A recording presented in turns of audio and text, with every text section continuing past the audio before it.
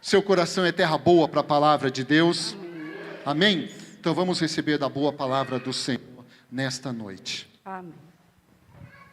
Amém, irmãos. Abra a sua Bíblia na Epístola de Paulo aos Coríntios, no capítulo 2. Nós vamos ler do versículo 14. Nós vamos ler do versículo 14 ao versículo 16.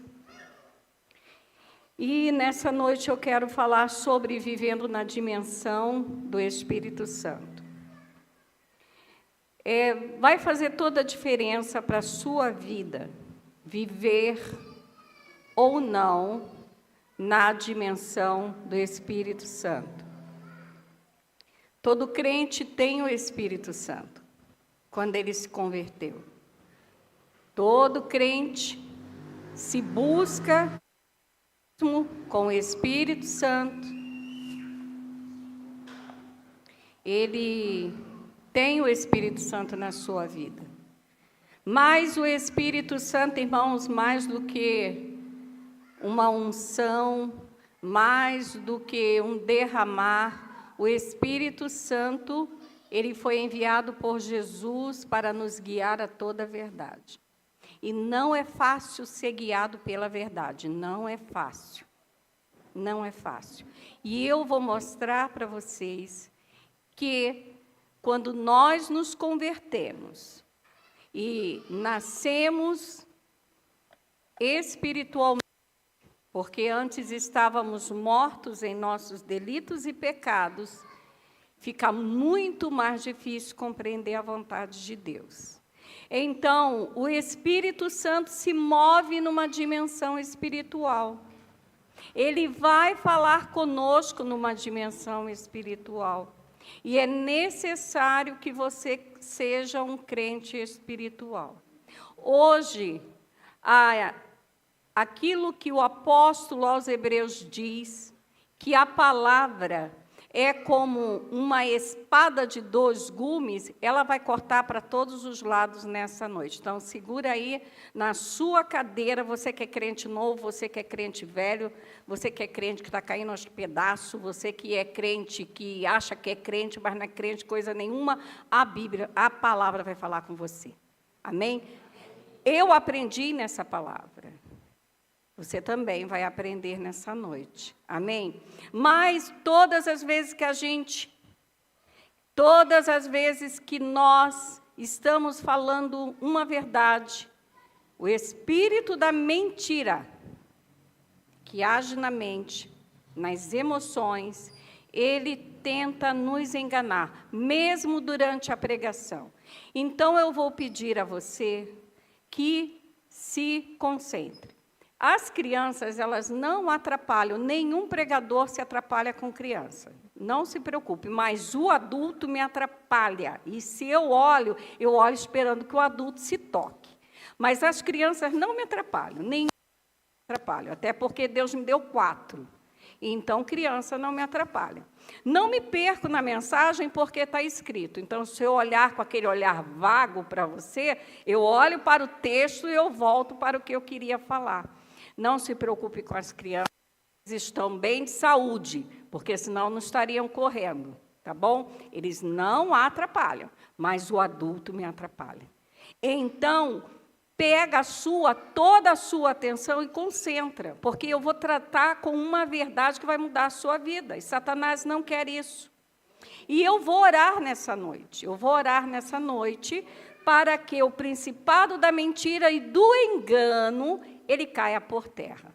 Amém? Você pode fechar os seus olhos? Pai, em nome de Jesus, eu te agradeço, porque desde o começo do culto, esta igreja entrou na tua presença, com adoração, com cânticos, com um coração, irmão, cheio de gratidão. Irmãos com o coração cheio de gratidão. Irmãos com um coração despejando a sua adoração no altar do Senhor. Mas nessa noite, ó Pai, envia Miguel nessa noite, e este principado de mentira e de engano, ele seja detido nesta noite. Senhor, que toda mente nessa noite seja trazida cativa ao trono da graça de Deus, e que o Espírito Santo, ele tenha plena liberdade de destrinchar o nosso espírito e nossa alma, para que nós recebamos cura, libertação e haja crescimento em nossas vidas, em nome de Jesus. Amém? Glória a Deus. Amém. 1 Coríntios, capítulo 2, versículo 14, diz assim: Ora, o homem natural não compreende as coisas do Espírito de Deus, porque lhe parecem loucura, e não pode entendê-las, porque elas se discernem espiritualmente. Mas o que é espiritual discerne bem tudo, e ele de ninguém é discernido. Porque quem conheceu a mente do Senhor, para que possa instruí-lo? Mas nós temos a mente de Cristo. Olha que coisa preciosa. Viu que coisa preciosa? Agora preste atenção. Existe algo que nós precisamos entender sobre a vida do Espírito Santo em nós. O Espírito Santo, irmãos, ele tem unção, ele tem poder, ele dá dons espirituais, ele faz o movimento na igreja. Porém, o Espírito Santo, ele é uma pessoa, ele é a terceira pessoa da Trindade. Ele está no mesmo patamar do Pai e do Filho. Então, é o Pai, o Filho e o Espírito Santo. Aqui nós vemos que o apóstolo Paulo está falando que existem coisas, verdades, revelações que o Espírito Santo, somente ele pode nos mostrar. Porém, ao mesmo tempo, o apóstolo Paulo também diz que a pessoa natural, o homem natural, ele não vai compreender. Exemplo, o pastor falou nessa noite sobre dízimo, uma coisa tão simples para a gente, não é? Quantos aqui são abençoados porque são dizimistas? Amém. Quantos são abençoados porque são ofertantes? Amém. Mas o homem natural que está lá no mundo, ele entende isso? Não. Porque a sua mente não tem a influência do Espírito Santo. Nós precisamos, irmãos, compreender que o Espírito Santo é um espírito de vida. Ele é uma personalidade, ele é uma pessoa, e ele habita em nós com um propósito. Qual o propósito do Espírito Santo habitar em nós? O Senhor Jesus, no Evangelho de João, ele diz que é necessário que ele vá para que o Espírito Santo, o Consolador, seja dado. Que seria ele quem nos guiaria toda a verdade. Ele nos ensinaria as coisas que o Pai estaria revelando na eternidade, ele ia ensinar aos seus discípulos. E a questão, irmãos, é como você, como um crente, vai lidar com a vida do Espírito Santo que tem dentro de você. Porque ele não sai em nenhum momento. Nem quando você peca, o Espírito Santo não sai de dentro de você. Ele se entristece. Para ele sair de dentro de você, você deverá cair da graça de Deus. E uma pessoa que cai da graça de Deus, ela nunca mais retorna. Mas não é sobre isso que eu quero falar. Não quero falar sobre cair da graça que não tem mais retorno. Eu quero falar, irmãos, que nós precisamos entender sobre a vida de Deus em nós através do Espírito Santo. O apóstolo Paulo, escrevendo aos Efésios, no capítulo 2, versículo 1, ele diz assim: que Deus nos deu vida, ou o Espírito nos deu vida, quando estávamos mortos em nossos delitos e pecados.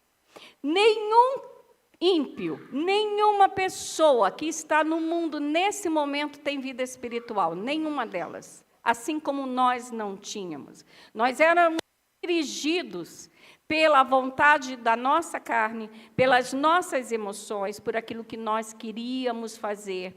E o Espírito Santo, ele não tinha o controle das nossas vidas, não tinha como influenciar as nossas mentes, porque até mesmo a nossa mente, ela estava apagada para as coisas espirituais. Porém, irmãos, nós devemos compreender que mesmo quando o nosso espírito estava morto em nossos delitos e pecados, nós não tínhamos o Espírito Santo para nos influenciar, mas tínhamos o espírito das trevas. Toda pessoa que está no mundo, ela sofre a influência das trevas. Não confunda isso com religião. Não confunda com religião. Toda pessoa que caminha no mundo sem Deus, ela está debaixo de uma influência satânica. E ela não sabe. Ontem a irmã Silvana estava dando testemunho dela, e ela estava falando como houve uma mudança tremenda na vida dela. E ela fala assim, que ela se lembra das coisas que ela fez, mas hoje como um testemunho do que o Espírito Santo mudou na vida dela. E ela hoje, ela tem controle, mas no passado ela não tinha. Ela deixou bem claro, ela era agida pela vontade da carne, pelas emoções, pelos desejos, por aquilo que muitas das vezes é o diabo que coloca na mente da pessoa. Seja assim, fale assim, faça isso, este posicionamento, vá por ali, tome esta decisão. Quantas pessoas estão no mundo hoje que tomaram decisões, estão seguindo por caminhos onde a influência é totalmente maligna. Mas o apóstolo Paulo, aqui no versículo 12 de 1 Coríntios, que é o texto que nós lemos, 1 Coríntios 2, 12, a Esther vai colocar, eu quero ler com vocês. Olha, presta atenção. Mas nós não recebemos o Espírito do mundo. Então, tem um Espírito atuando lá no mundo, controlando as pessoas, que não é o Espírito de Deus. Nós recebemos o Espírito do mundo, mas recebemos o Espírito que provém de onde? Diga, de Deus. Para que Deus nos deu o seu Espírito. Quando você lê um texto, todo texto da Bíblia que faz uma afirmação, você tem que perguntar por quê, para quê? Por quê? Para que Deus nos deu o seu Espírito? Mas o Espírito que provém de Deus, para que pudéssemos, diga, conhecer. Conhecer. O que nos é dado gratuitamente por Deus. Sem o Espírito de Deus, você não conhece nada de Deus. Eu conheci pessoas que pegavam a Bíblia e liam. Gente não convertida, não crente. Liam a Bíblia. Aquela leitura não mudou a vida delas. Ler a Bíblia simplesmente não muda a vida de ninguém. O que muda a vida de uma pessoa é quando esta pessoa está lendo a Bíblia e ela tem o Espírito Santo, o Espírito que provém de Deus, e é Ele que faz a pessoa conhecer. Amém? Amém. Queridos, nessa noite, eu quero falar com você que nós precisamos viver no Espírito e na dimensão do Espírito. Nós precisamos viver na dimensão em que o Espírito Santo opera. Então, nesse momento, o Espírito Santo ele está operando. Neste momento, quem está acessando com as chaves espirituais, que eu já falei, o trono da graça de Deus, já aprendeu coisas em milésimo de segundos. Entrou por aqui, foi para o Espírito, voltou com o entendimento para a mente. Porque é assim, o Espírito Santo, ele vai direto no nosso espírito, comunica a verdade e é o Espírito que lança de novo para a mente. Não se entende as coisas de Deus com a mente, é no Espírito. Amém. Por isso que uma pessoa mais simples, sem educação nenhuma, sem nenhum estudo, ela lê um versículo. Ela conhece alguns textos da palavra de Deus e aquela pessoa cresce no poder, cresce na operação, cresce no favor de Deus, porque o Espírito Santo, ele trabalha diretamente no espírito humano. Amém? Então, nessa noite, eu quero falar que precisamos viver na dimensão do Espírito, para fazermos a vontade de Deus e para derrotarmos as forças das trevas. Qual a ligação entre essas duas coisas? Irmão, se você souber qual é a vontade de Deus, você vai fazer a vontade de quem? Seu coração. Seu coração é enganoso. Seu coração é de carne. Logo, o seu coração vai ser dirigido pelas trevas. Então, não tem por onde escapar. Ou você aprende a caminhar na dimensão do Espírito Santo, numa dimensão espiritual, ou você será um crente fracassado o resto da sua vida. Mas Deus, ele não quer isso. E Deus vai nos instruir nessa noite. E eu quero falar que nessa dimensão espiritual, há 3 ambientes que nós precisamos. O primeiro ambiente é o discernimento. Diga, discernimento. Comunhão. Consciência. A dimensão, irmãos, do discernimento é o ambiente onde o crente aprende a distinguir todas as coisas. Versículo 14 de 1 Coríntios 2, o apóstolo Paulo diz: ora, o homem natural não compreende as coisas do Espírito de Deus, porque lhe parecem loucura. Ele não pode entendê-las, porque elas se discernem espiritualmente. Quem capacita o crente a conhecer e a saber e a ter o seu espírito e a sua mente instruídos é o Espírito Santo. Não é o curso teológico que a gente faz, é o Espírito Santo. Se nós não viermos a saber a vontade de Deus, nós vamos por uma direção errada. Por isso, o discernimento na dimensão espiritual, ele é um ambiente espiritual onde nós aprendemos a distinguir todas as coisas.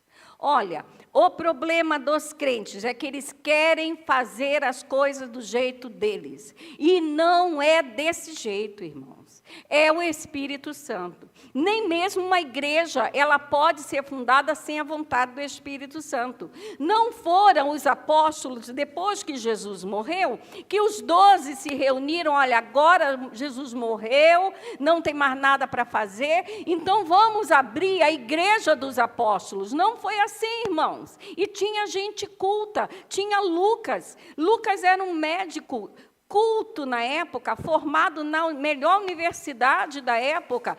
Tinha Mateus. Mateus era um economista, trabalhava para o governo romano. Eles eram cultos também, além de serem trabalhadores, como Pedro era um pescador. Então, quando Deus quis instituir a igreja, ele disse para eles: esperai em Jerusalém, até que do alto sejais revestidos de poder. E quando vocês forem revestidos de poder, vocês serão minhas testemunhas.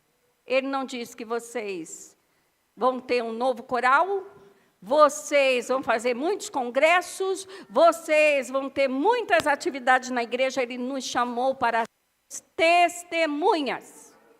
O que é uma testemunha? Testemunha é uma pessoa que presenciou um fato. A testemunha é importante num processo. Ela tem que jurar que o que ela está falando é verdade. Se ela mentir, existe justiça para castigá-la porque ela mentiu. Então, Deus nos chamou para sermos testemunhas. Igreja não é da vontade de A, B, C, D, mas é da vontade de Deus. E igreja existe porque o Espírito Santo foi derramado. E aí isso nos leva a uma outra coisa. Esse Espírito Santo que foi derramado sobre o grupo dos apóstolos, ali formou a igreja. E quando o Espírito é derramado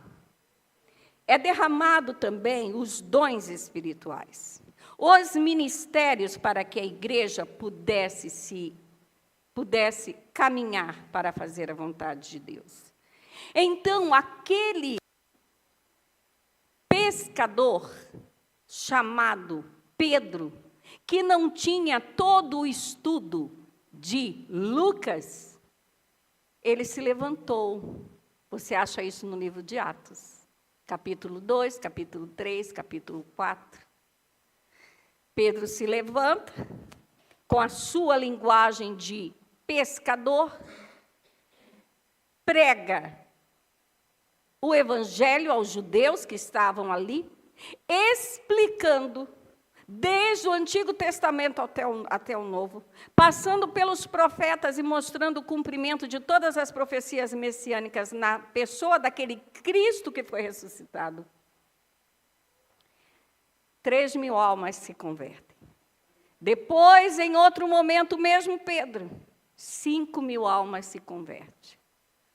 Por que a igreja não disse: Lucas, você é o mais estudado, sobe aqui, que você vai pregar para essa multidão? Não, irmão, porque a igreja não funciona assim. A igreja não é a extensão da minha casa. A igreja não é a extensão da minha família. Igreja não é a extensão de empresa, nem é escola. Igreja não é.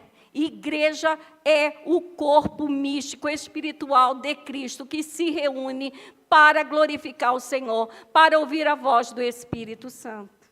Você está entendendo?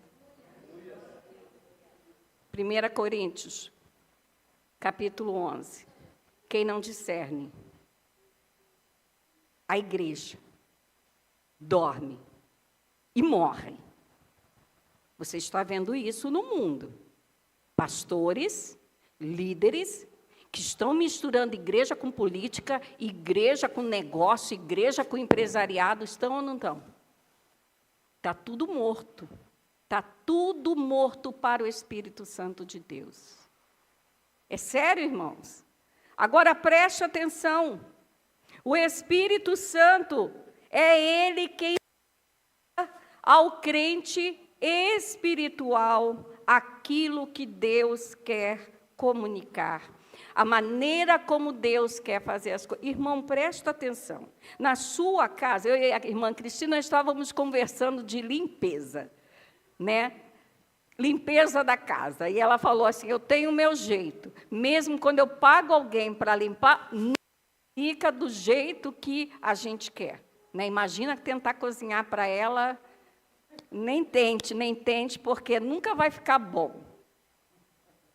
Queridos, nós temos o nosso jeito com a nossa casa. A igreja é a casa de Deus. Eu não posso tratar a igreja do meu jeito, da vontade do pastor, da vontade do irmão. Não é assim.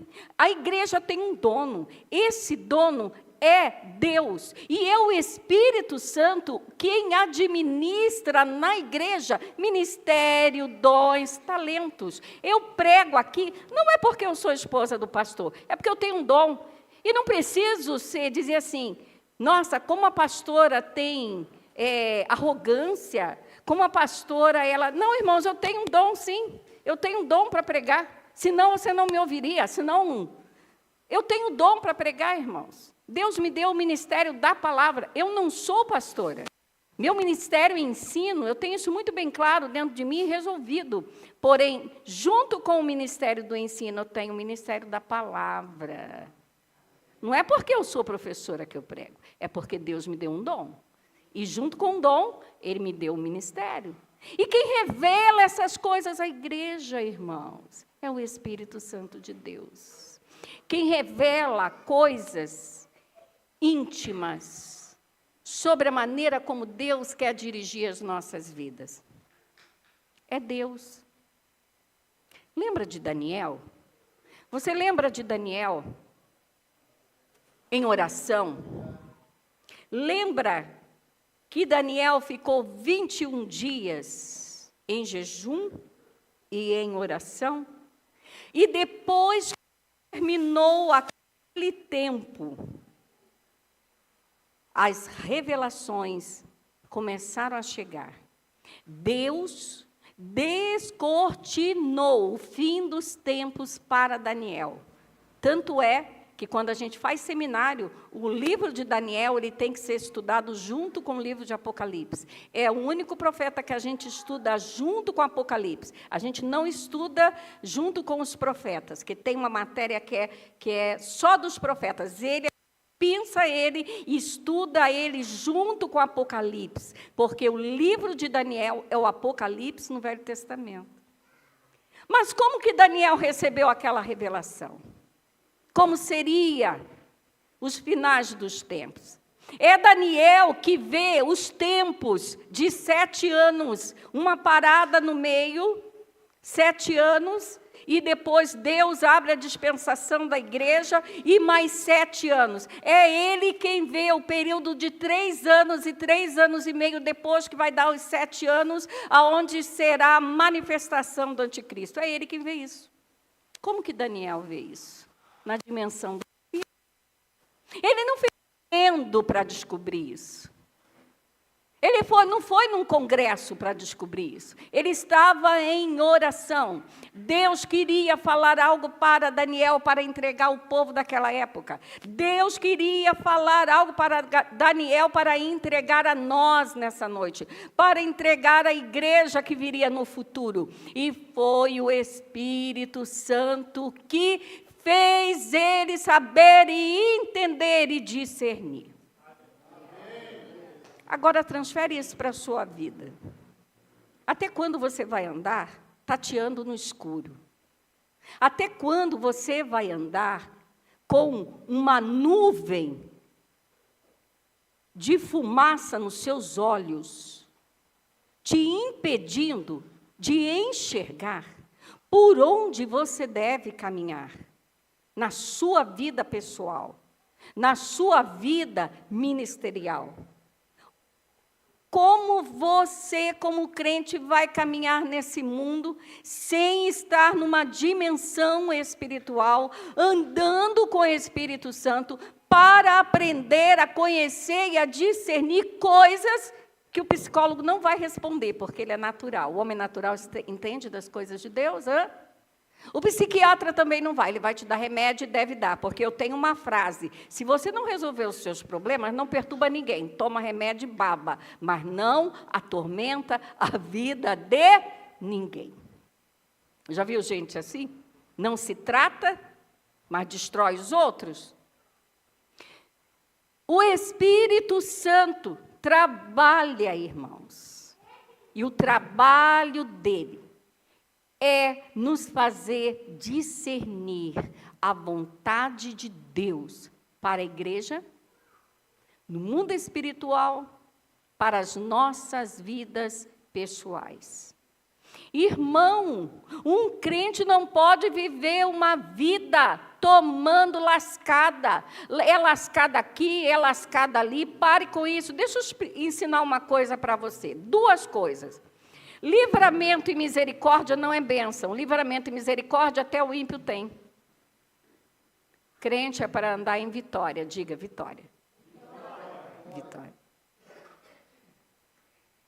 Queridos, o Espírito Santo é Ele que nos faz saber e é Ele quem nos revela. Quando um crente está perturbado com uma decisão, é porque ele não está na dimensão espiritual.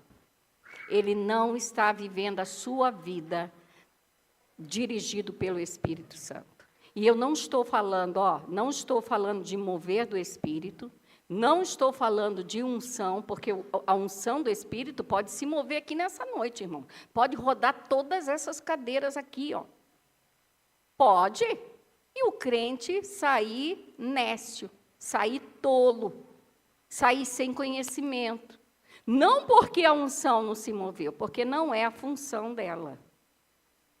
Nós temos que aprender a buscar e andar na presença de Deus, para que esse Espírito Santo influencie as nossas decisões, a nossa forma de agir. E o Gil falou uma coisa interessante nessa noite. Noiva é mulher madura, noiva não é menina, menina não fica noiva, menina não casa.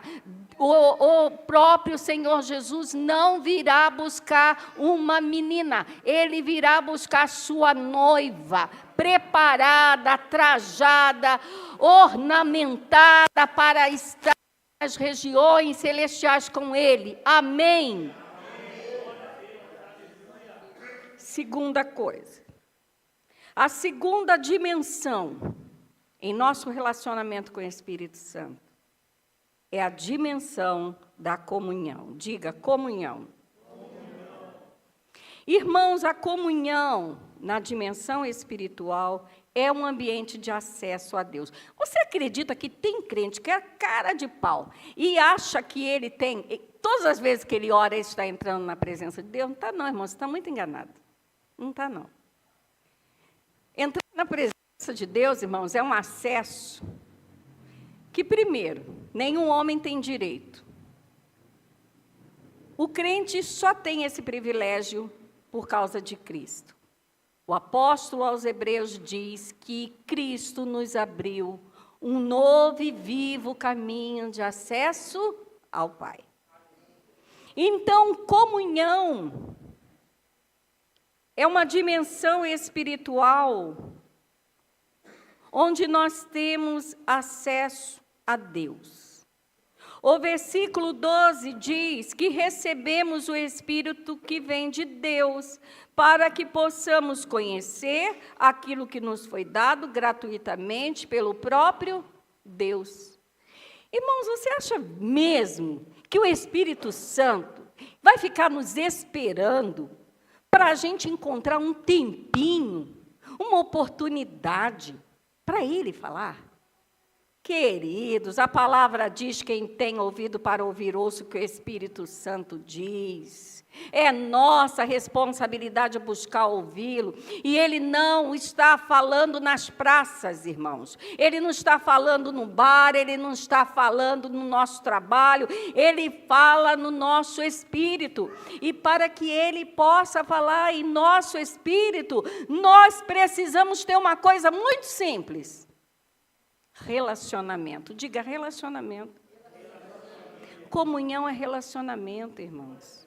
Comunhão com o Espírito Santo é relacionamento com Ele. Ele é uma pessoa. Ele está na presença de Deus ao mesmo tempo em que Ele habita em nós. Aí você vai dizer assim: pastora, mas se Ele habita em mim, Ele já está dirigindo a minha vida.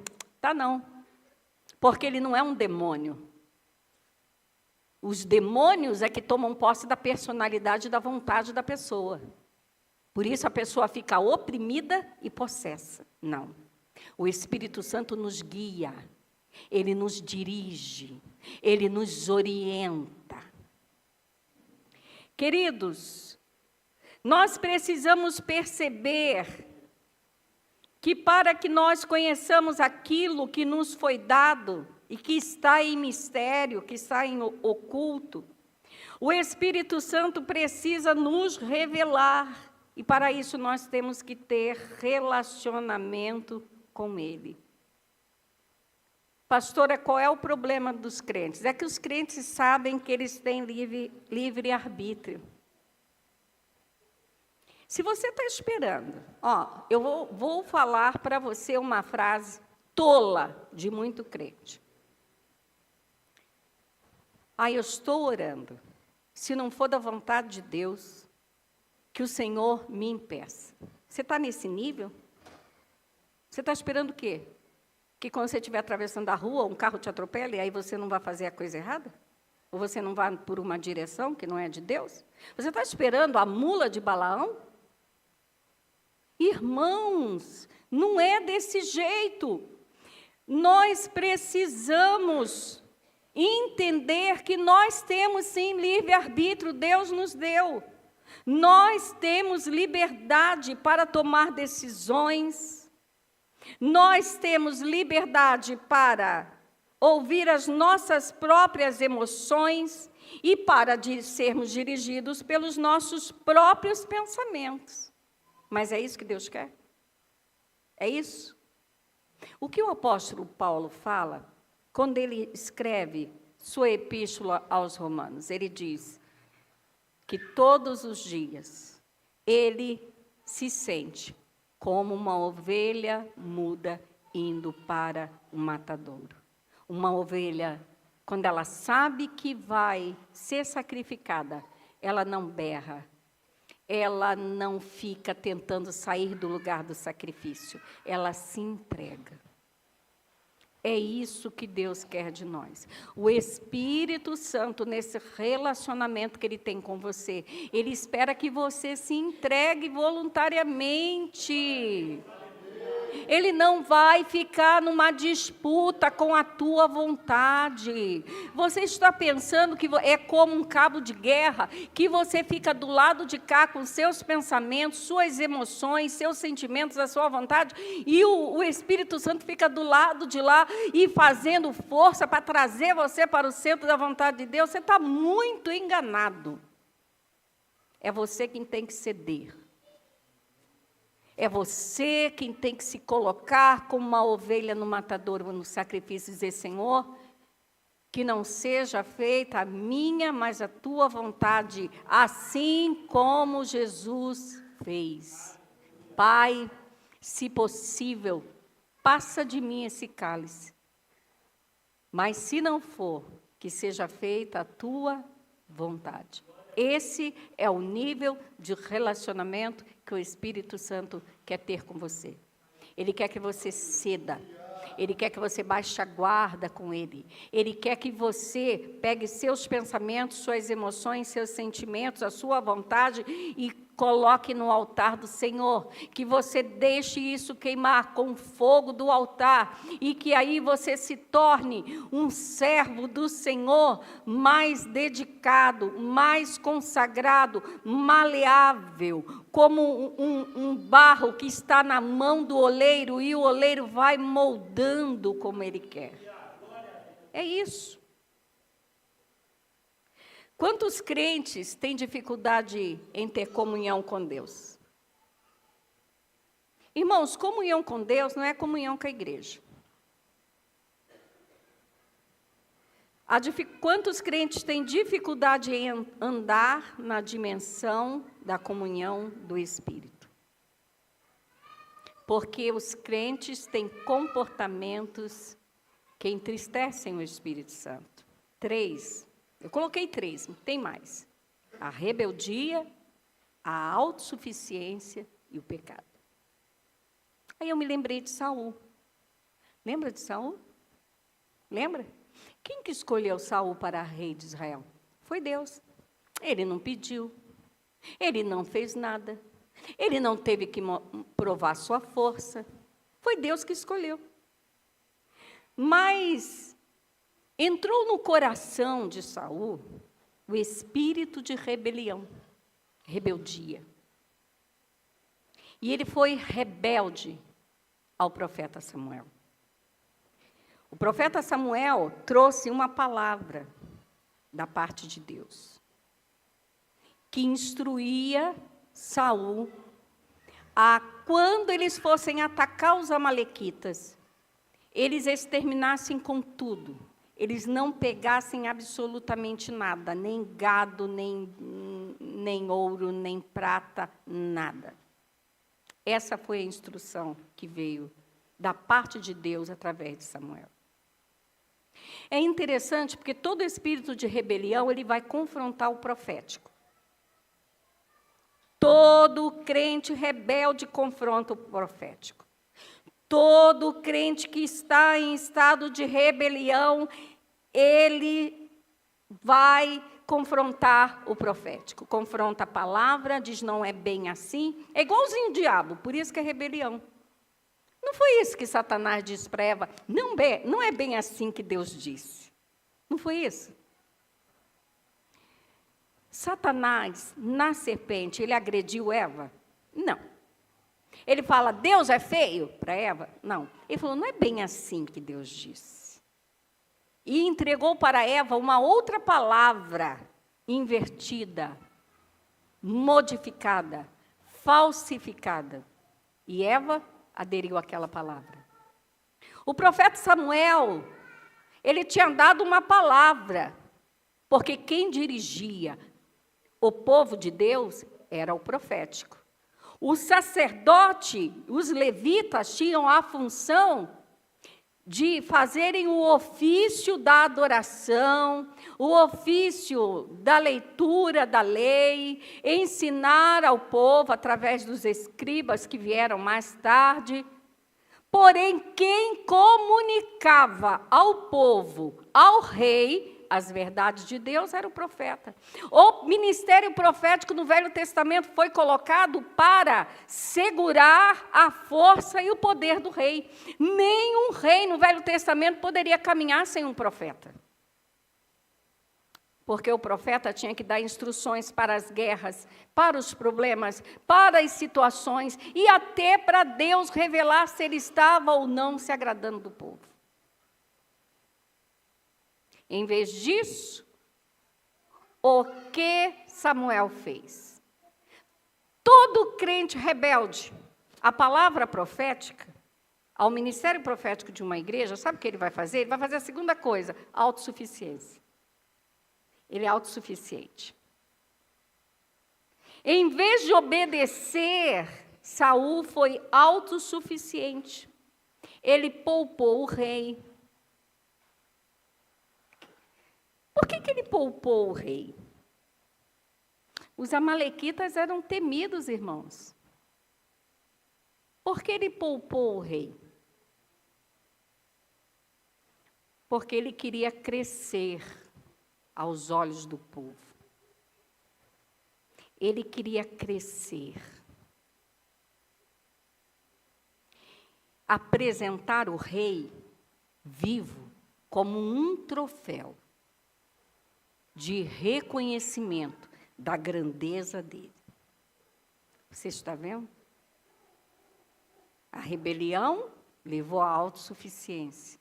Ele poupou o gado, o melhor gado, ele, separou. Ele poupou os animais. E pior, aí vem o nível mais baixo que um crente pode descer. Quando ele foi confrontado por Samuel, que balidos de animais é esse que eu estou ouvindo? Ele falou, não, olha Samuel, eu separei todos os melhores do gado dos amalequitas para oferecer sacrifício ao Senhor. Irmãos, como que era o sacrifício? Todo animal que era sacrificado no Velho Testamento, segundo a lei de Moisés, isso tinha que acontecer de uma forma santa. O animal tinha que ser puro, ele não podia ter defeito, tinham que ser cordeiros novos.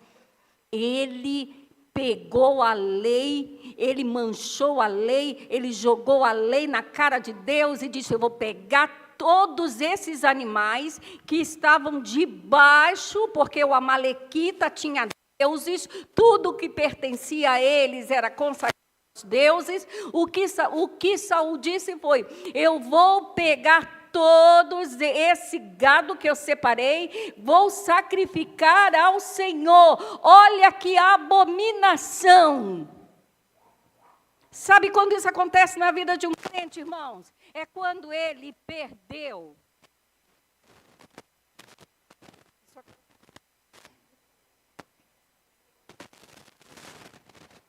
Pronto? Isso acontece na vida. Isso acontece.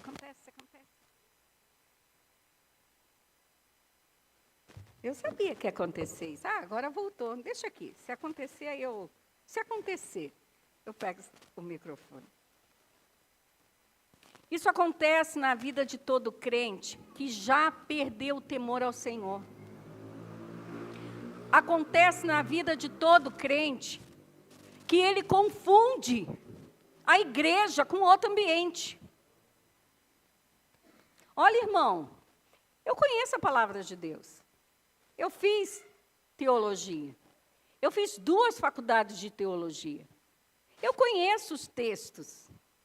Para que eu pregue, quando eu vou pregar, eu não preciso mais estudar teologia, porque eu já estudei isso por mais de 8 anos, tanto a teologia como a teologia bíblica. Mas toda vez que eu vou pregar, eu preciso de revelação.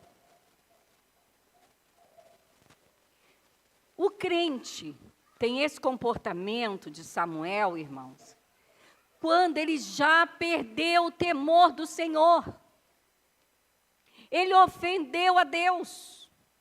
Ele fez o que era abominação ao Senhor. Como? Você vai pegar uma coisa que está consagrada ao inferno, às obras das trevas. Você vai pegar algo que Deus não levantou. Você não pediu a direção de Deus. Você vai trazer isso para a casa de Deus e vai oferecer como sacrifício ao Senhor. Foi o que Saul fez. Por que ele fez? Porque o espírito de rebelião entrou. Depois ele se tornou autossuficiente. E no final ele pecou o pecado de abominação. Você está entendendo? Irmãos, não enganamos a Deus. De Deus não se zomba. Deus conhece o nosso coração, irmãos. Ele conhece as nossas intenções. Esse comportamento de Saul, que não entendeu que deveria ter uma vida de comunhão com Deus, como Davi, o seu sucessor, teve. Fez com que ele andasse em rebelião. Fez com que ele fosse autossuficiente e com que ele pecasse contra Deus. Resultado, Deus rejeita Saul. Destrói o trono dele. Saul não teve descendência. O único que sobrou foi Mefibosete, que muito tempo depois também foi morto. Não deixou descendência. Não brinca com Deus, irmãos. Não brinca com Deus. Aprenda a discernir as coisas espirituais. Tenha relacionamento com o Espírito Santo. Irmão, deixa eu explicar uma coisa para você. Eu posso comer na sua casa, eu posso andar com você, só andando de bicicleta com você, igual eu vou andando de bicicleta, Amanda. Posso andar no seu carro, posso ir na sua festa, posso jogar umas... Jogar não, que eu não jogo. Posso jogar conversa fora. Então, a cada 15 dias eu vou lá na irmã Cristina e a gente só joga a conversa fora, né? Ela fala da família dela, eu falo da minha. Eu falo, eu tenho que falar com você, porque na igreja todo mundo é parente. E a gente, estou brincando, a gente joga a conversa fora e fala do futuro, fala da vida, vai falando das experiências, às vezes é de sonho que ela teve, coisas assim. Mas eu não permito que ninguém, nem o pastor, nem meus filhos, venha dar palpite no ministério da palavra. Porque eu sei a quem eu devo ordens. Samuel não pensou duas vezes. Ele ia puxar aquele babado para cima dele? Não. Ele disse, hoje mesmo, por que fizeste isso? Aí sabe o que Saul faz? Se agarrou com Samuel ao ponto de rasgar a capa. E a capa era sinônimo de quê? Autoridade. Rasgou a capa da autoridade de Samuel. Você pensa que Samuel foi pedir desculpas? Você pensa que o profeta Samuel olhou para ele? Eu vou arrumar um jeitinho para falar. Não é não, irmãos? Ai do pastor, ai do profeta, ai do apóstolo, ai do evangelista, que não falar da parte de Deus aquilo que Deus mandou. Mesmo que doa, tem que falar. Não tem que falar? Fez bico. Galinha também tem bico, então, né? Pato tem bico, um monte tem bico. Balançou o rabinho, cobra é que balança o rabo. Crente é cobra? Cobra balança o rabo. Aí o que a gente faz com a cobra? Pega pelo rabo? Não, pisa na cabeça. Não é assim? Irmãos, quando ele puxa a roupa, a capa, ele está rasgando o manto de autoridade. Ele está ofendendo ao profeta. Sabe o que Samuel diz? Assim como você rasgou a minha capa, o teu reino será dividido. E hoje o Senhor já te rejeitou e ele já levantou outro rei sobre Israel. Você pensa que na segunda-feira o profeta Samuel foi lá visitar Saul para saber se ele estava triste com o que ele falou? Irmãos, isso é coisa de igreja moderna. Mas a maneira como deu, por isso que as igrejas estão fracas, os crentes estão fracos, ninguém cresce, crente não desenvolve dons espirituais, porque tem que falar com jeitinho com fulano, e a igreja sofre. No mundo espiritual, na dimensão espiritual, há sofrimento, há gemidos inexprimíveis, porque o Espírito Santo, ele quer trabalhar na vida dos crentes, ele quer usar os crentes, mas o crente é cheio de si, o outro é cheio de rebelião, o outro não gosta de dar ouvido à voz de Deus, e a igreja no mundo espiritual, ela é espremida pelas obras das trevas. Você está entendendo, irmãos? Você está conseguindo entrar na dimensão espiritual para entender as coisas? Terceira e última dimensão. A terceira dimensão é a dimensão da consciência. A consciência na dimensão espiritual é o ambiente de reconhecimento do que está acontecendo e da nossa condição. Nós estivemos aconselhando um irmão. E eu ouvi. Depois eu falei, olha, você tem que parar aí no contexto da sua vida e perguntar o que está acontecendo. Mas não é perguntar para mim, não é perguntar para o pastor. Você tem que perguntar. Porque se o Espírito Santo está em você, se você está andando com ele, ele tem coisas para te dizer sobre a tua vida. Irmãos, a consciência nossa na dimensão espiritual é o ambiente onde Deus vai nos mostrar o que está acontecendo conosco, ou o que está acontecendo em alguma situação em particular. A consciência nossa, irmãos, é dada por Deus, para que nós possamos discernir o que é certo, o que é errado, para que nós possamos discernir o bem e o mal, para que nós possamos saber, eu vou por esse caminho ou vou por aquele, eu faço isso ou eu faço aquilo, é a nossa consciência. A nossa consciência, iluminada pelo Espírito Santo, ela não vai dar volta, ela vai na raiz do problema. Você já viu a raiz do problema na vida dos outros e a pessoa não enxergou? O que a pessoa não enxerga? Que a consciência dela não tem a iluminação do Espírito Santo. Já aconteceu isso? Já, não já? E você olha e pensa assim, meu Deus, mas a resposta está ali. Ou a raiz desse problema é aquilo. A pessoa não enxerga. Porque a consciência dela, mesmo sendo um crente, não está recebendo iluminação do Espírito Santo. E qual é o problema na vida dos crentes? É que os crentes se conformam com uma vida religiosa, irmãos. O crente, ele se conforma com uma vida legalista. Então, muitas das vezes, ele tem comportamento ruim. A pessoa está vivendo em pecado. Querido crente, está vivendo em pecado. Pecado. Está dormindo, agora eu vou falar, está dormindo com a mulher que não é dele. E vem perguntar para a gente o que está acontecendo. Dá para entender? Fala para mim, dá para entender? Não estou falando de maldição hereditária, não, irmãos.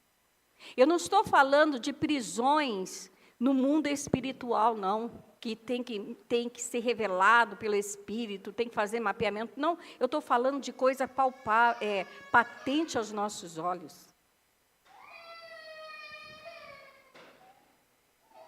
Muitas das vezes, o crente, ele é religioso, ele é legalista, ele continua pecando, continua se comportando mal, erra com a sua família, negligencia os filhos, não honra a sua casa, depois diz assim, eu vou jejuar. Aquela semana de jejum não vale não, hein?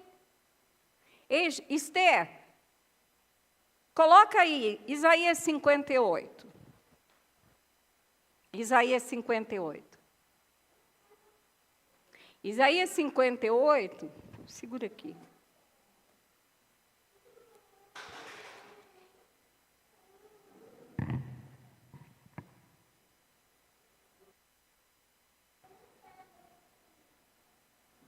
Versículo 4. Aí você vai seguindo. Isaías 58, versículo 4. Não, versículo 3. Nós vamos 3 e o 4 eu vou mostrar. Dizendo, por que jejuamos nós e tu não atentas para isso? Ainda está culpando Deus. Por que afligimos as nossas almas? E o Senhor não sabe, isto é, eu estou jejuando, eu estou me sacrificando e Deus não está tomando conhecimento. Aí Deus responde, sabe por que eu não estou fazendo nada? Porque no dia em que jejuais, achais o vosso próprio contentamento, requereis todo o vosso trabalho. A pessoa não está desenvolvendo as disciplinas espirituais, como oração, jejum e leitura da palavra, para se aproximar de Deus, para ter um relacionamento com o Espírito Santo, para que Deus mostre para ele seus pecados, suas limitações, e ali ele faça um conserto, ele se renove na presença de Deus. Não, querido, é para que ele possa se justificar e dizer, ai, graças a Deus, todo mundo naquela igreja é pecador, mas eu sou santo, porque essa semana eu jejuei. O jejum termina em discussões, rixas, brigas. Ô, Esté, tu judiou agora, hein? Socos brutais. Vocês não podem jejuar, como fazem hoje, e esperar que a sua voz seja ouvida no alto. Então, tem crente religioso, legalista, faz jejum, ora, mas é tudo na carne. Nada daquilo transforma a vida dele, porque ele não permite que a sua consciência receba a iluminação do Espírito Santo. Próximo versículo. Será esse o jejum que eu escolhi? Será isso que Deus quer, irmãos? Que apenas um dia o homem se humilhe, incline a sua cabeça com junco, se deite sobre o pano de saco e cinzas? É isso que você chama jejum ao Senhor? Versículo 6. O jejum que eu desejo não é esse, mas é soltar as correntes da injustiça. Você já soltou? Você acha que você é justo, irmão? Você já soltou as correntes da injustiça da sua vida? Você já deixou de ser injusto? Você já entrou na presença de Deus em jejum e disse: Senhor, tem misericórdia de mim? Eu não sou a última bolacha do pacote, não, Senhor. Eu me acho, mas eu sei que eu não sou, e o Espírito Santo, Ele está falando comigo. Desatar as cordas de jugo. Tem crente amarrado, e ele está fazendo jejum, ele está desenvolvendo disciplinas espirituais para tentar convencer a Deus da sua justiça própria e pôr em liberdade os oprimidos e romper do jugo. Deus está falando ao seu povo: vocês deveriam jejuar, deveriam entrar na minha presença, mas para serem meus servos e serem aqueles que saem por aí quebrando o jugo do maligno da vida das pessoas. Mas, ao contrário disso, você quer contentamento, quer que faça a sua vontade. Sabe, irmãos, quando nós estávamos mortos em nossos delitos, eu estou acabando, em nossos delitos e pecados, a nossa consciência estava morta. Por isso, como testemunho da irmã Silvana, ela achava, aquilo, não tinha noção, achava normal. Mas quando aceitamos a Cristo, nós recebemos o Espírito Santo. E a nossa consciência, ela foi despertada. Por isso que a gente descobre que a gente é um pecador. Eu me converti aos 14 anos. Meu irmão estava pregando em Osasco, e eu morei lá em Osasco 2 anos com ele, com a minha cunhada. E eu ia na igreja, normal, porque eu fui criada na igreja, como os filhos do Evandro, da Rebeca, como o Davizinho, e os meus filhos, a Jéssica, pastor. E ele pregou uma palavra naquele dia, irmãos, entrou no meu coração uma certeza de que eu era pecadora e que eu precisava aceitar Jesus. Eu levantei a minha mão e aceitei Jesus. Assim como você. Mas a nossa mente que estava, a nossa consciência que estava morta, ela foi despertada pela luz do Evangelho que entrou. E aí aconteceu e acontece aquilo que o Senhor Jesus disse, João escreveu em João capítulo 16, versículo 8, e quando o Espírito Santo vier, convencerá o mundo do pecado, da justiça e do juízo. Não tem como você andar com o Espírito Santo com uma consciência apagada. A consciência será o teu norte. Ela será o teu norte. Consciência e fé tem que andar junto. Uma pessoa não pode ter tanta fé e não ter uma consciência sadia e dirigida pelo Espírito Santo. Ela vai morrer. Ah, pastora, ela vai naufragar? Vai. 1 Timóteo, capítulo 1, versículo 19 e 20. O apóstolo Paulo, escrevendo a Timóteo, ele diz: Timóteo, mantenha a fé e a boa consciência. Fé, boa consciência. Porque alguns rejeitaram e por isso naufragaram na fé. Versículo 20. Entre eles, esse negócio de porque eu não vou dar nomes. Para com isso, irmão. Não, tem um monte de nome de gente que fracassou na Bíblia. O apóstolo Paulo dá nome, sim. Entre eles estão Himeneu e Alexandre. Estavam na igreja, andavam em fé, mas com uma consciência destruída. O Espírito Santo não tinha mais autoridade para iluminar a mente deles. Lembra daquela palavra de Paulo, não apagueis o Espírito? A gente não pode matar o Espírito Santo, mas a gente pode apagar a luz da revelação do Espírito na nossa mente. Himeneu e Alexandre fizeram isso. O que o apóstolo Paulo fez? Marcou na segunda-feira um aconselhamento de gabinete. Não, eu entreguei eles para Satanás para que aprendam a não blasfemar. Eu não já disse que se a pessoa não ouvir o Espírito de Deus, ela não vai me ouvir? Se eu estou pregando, a pessoa não está ouvindo, eu vou sentar com a pessoa para convencer do quê?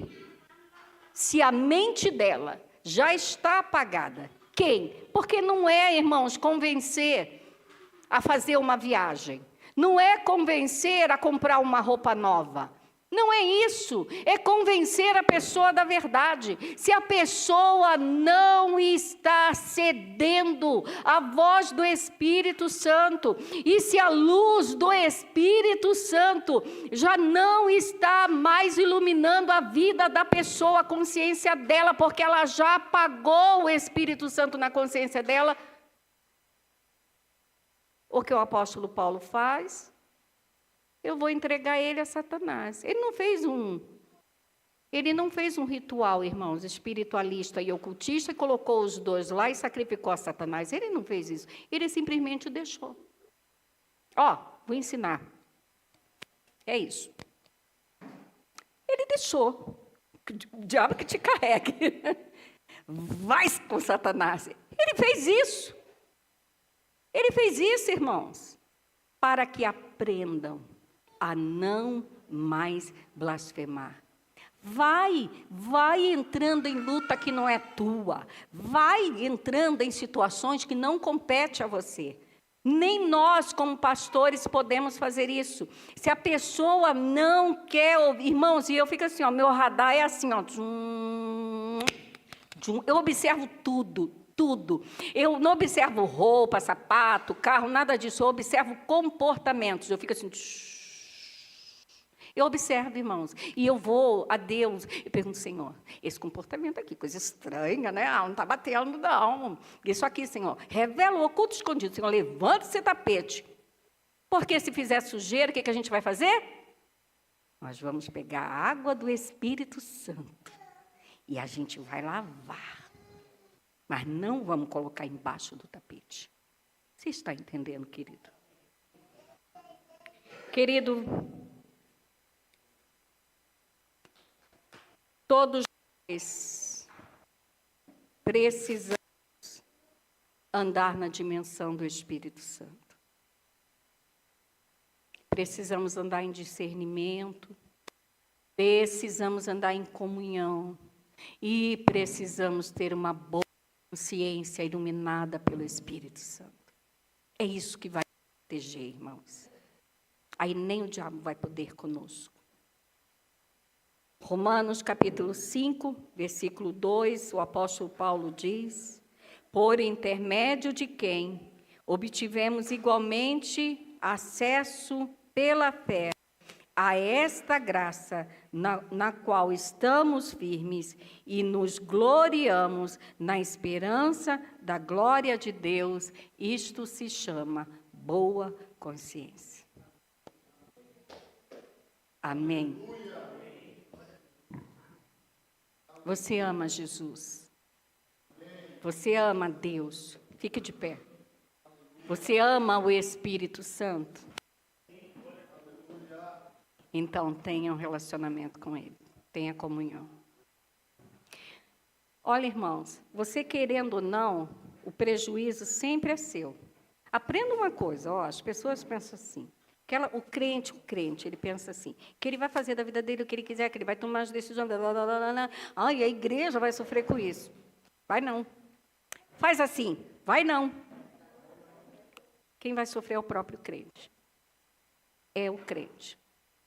Eu não sou pastora por causa disso, entendeu?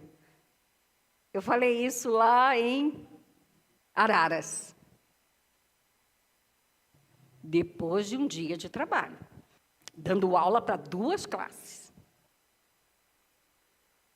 Pensa eu sentando com você, que já recebeu ministração na quinta, ministração no domingo e tem recebido ministração desde que essa igreja abriu. Pensa eu sentando na segunda-feira, depois de um HTPC na escola.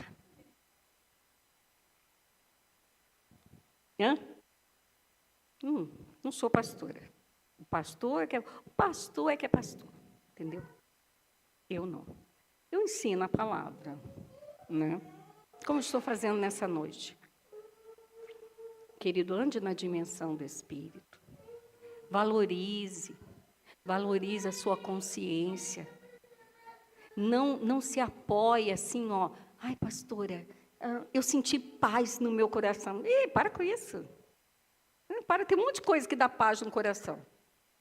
Tem um monte de coisa. Vai para a praia que você fica muito bem. Vai pescar, você também sente paz no coração. Não, irmão, nosso coração é enganoso. Ande na comunhão do Espírito. Tenha discernimento. Cuide da sua consciência. E aí você vai andar no Espírito e viver no Espírito numa dimensão alta e vai vencer todas as batalhas que se levantarem na sua vida. Amém, irmãos? Eu quero orar por você.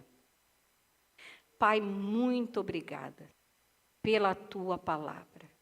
Senhor, muito obrigada pelo teu Espírito Santo. Como o Senhor disse bem, é necessário que eu vá, para que o Consolador venha, e Ele vos guiará a toda a verdade, Ele vos ensinará tudo o que tem ouvido na presença do Pai.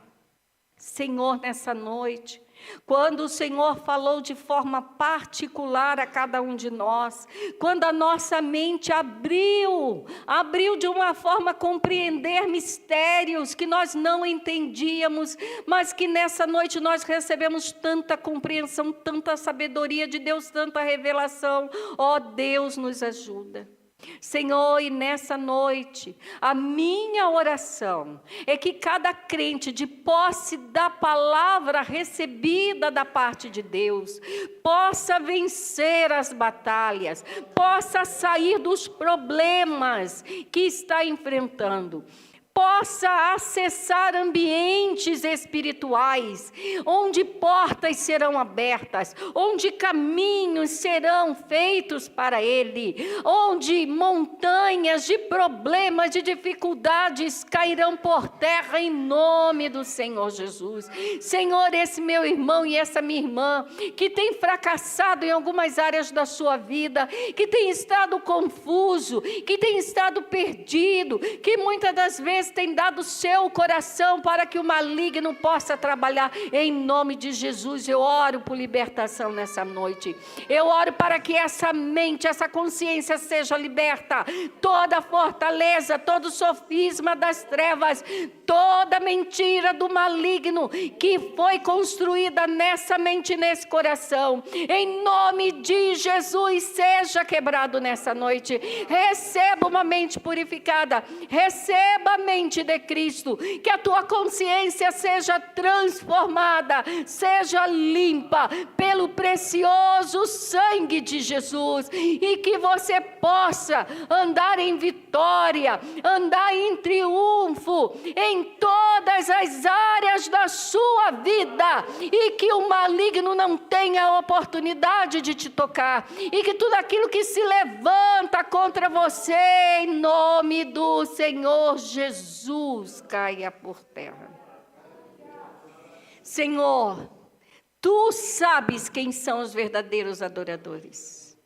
Tu sabes quem são aqueles que verdadeiramente estão estreitando um relacionamento com o teu Espírito. Então, nessa noite, eu oro para que o Senhor os cubra com o teu manto de graça e proteção, o manto de vitória, o manto de cuidado, e que este povo que está acessando as regiões espirituais, eles possam viver em vitória, em triunfo, em cura divina, em liberdade, libertação, em nome de Jesus. Amém. Dê uma salva de palmas, irmãos. Aleluia.